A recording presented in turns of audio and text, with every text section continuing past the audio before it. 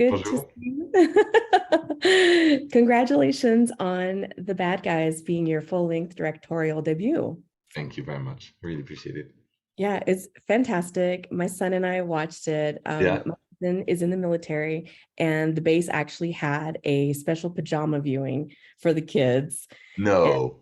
yes, it was so cute. Everyone Where, showed up hang on, where did that happen? Where in a, at Fort Huachuca in Arizona. oh, wow. hmm Yeah, they do that every, they'll choose a movie and they'll, put a theme to it. So the kids really That's enjoyed it. so cool. Thank you for telling me that. It's amazing. Absolutely. It was wonderful because, in the comedic scenes, everybody just erupted into laughter and it was absolutely fantastic. So Oh, thank you. congratulations. Thank you very much. Really appreciate it. Absolutely. So The Bad Guys was actually a book series. And what was it about the book series that made you interested in working with the film? Well, I think it's because I mean, it still is a book series, by the way. It's going to be 20 books in the end, and it's growing in popularity by the day. Mm-hmm. Uh, Incredible book series, really fun. And I think there's a few things definitely that attracted me to it. The main one I think would be the big idea behind it. You know how Mm-hmm. these uh, animals are so how basically the big bad wolf saying, "I'm tired of this. You know, why do I have to be the big bad wolf? Why me? You know, and why?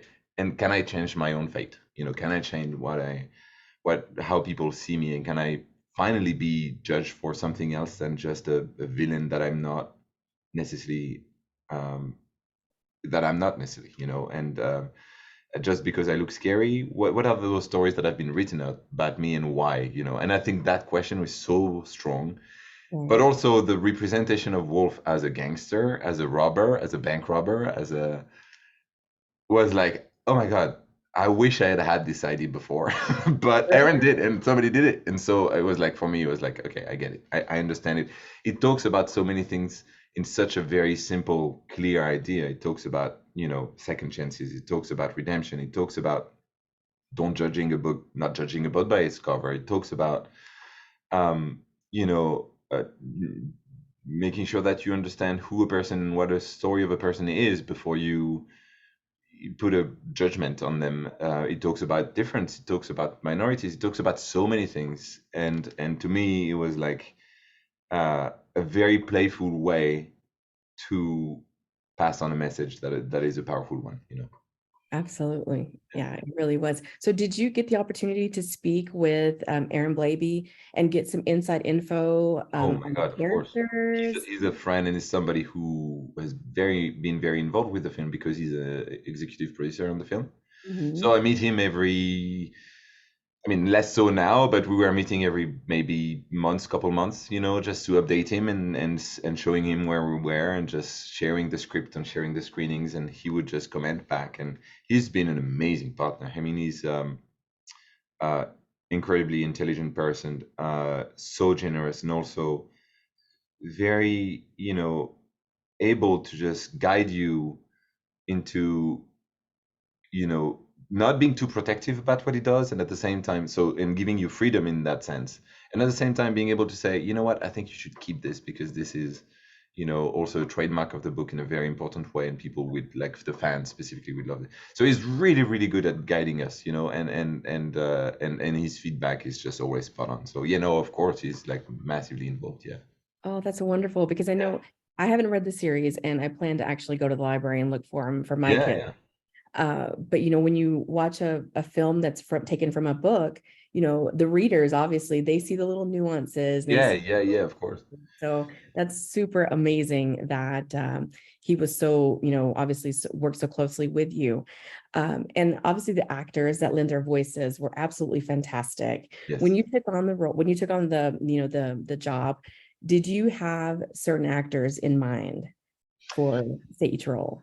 For each role, I think probably the only one we really had in mind was Aquafina, Mm-hmm. Mm-hmm. uh, because I think we all of us projected her as Miss Tarantula like almost right away. Uh-huh. Um, because she's so specific and so unique. Right. Uh, and uh, and for as for the rest of the cast, I think it came rather, organically too, because we wanted that kind of cool factor on actors that are not, the biggest A-listers, Right. and have such a cool, following and also vibe to them, Right. that could also be, like a close group of friends if need Mhm. be. And so, and also emerging future superstars, and incredible talent all around, obviously, and we also made sure that we had, different kind of strengths for each of them. I mean, they're all incredible actors. Mhm. Sam Rockwell, he is the, actor's actor. He would go Yes. super deep into a character and just really study it and just be able to just harness this from a super deep place, like as the greatest actors do, Mhm. and then you would have Mark, who's playing a lot of himself really in this character, just Mhm. such vulnerability and being able to express this.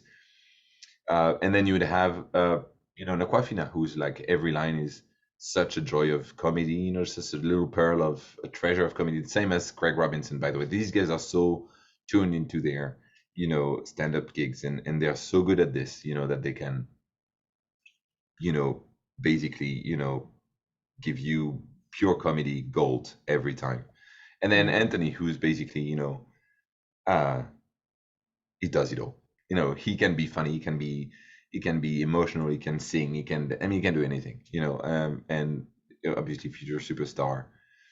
And Zazie, who's doing Diane, just helped us craft this character just and make her so appealing, with that sense of humor and class at the same time. And so I think, basically what I'm trying to say is just like it took a lot of research to find them.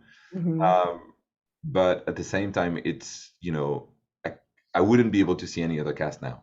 Right. They Yeah. are inhabiting their characters so well and just giving such a specific tone to each of these characters. There's no way you can just give any of those guys to a different actor now. Right. No, absolutely. Absolutely. So now that it's been, obviously it's still in theaters now. Yeah. And once, it comes to home viewing, what is that you like the families at home watching it from the comfort of their own home to take away from the film? Yeah, I mean, like, first of all, just hopefully a fun romp, a fun ride. Just a good times as a family. Uh, through those, the charm of these characters, the jokes, and obviously the action sequences. Obviously, it's also a gateway for family into the heist genre, Right. which we don't see often for younger kids, younger audiences. Heist films are typically a bit more adults, young Mhm. adults. I'm a big sucker for those, but I think this specific movie is kind of like one of the first one where you're actually, just showing full-fledged heists, with Yes. animated characters, and so I'm super proud of that, and so definitely that. Um, and obviously the message, just like being able to, after watching the film, talk a little bit about what it means um, to be judged, to be given a second chance, to how to judge people, what it is to be a good person, how do you project that onto, and how do you, discussing those subjects with your kids, it's something that I, love for people to do, obviously. Absolutely. Well, Pierre, it has been an absolute pleasure speaking with you Same today. here. Thank you, Thank Kenny. you so much. And I'm so excited for everyone to watch The Bad Guys. Yes, same here. Thank you, Kenny. Thank you. Thank you.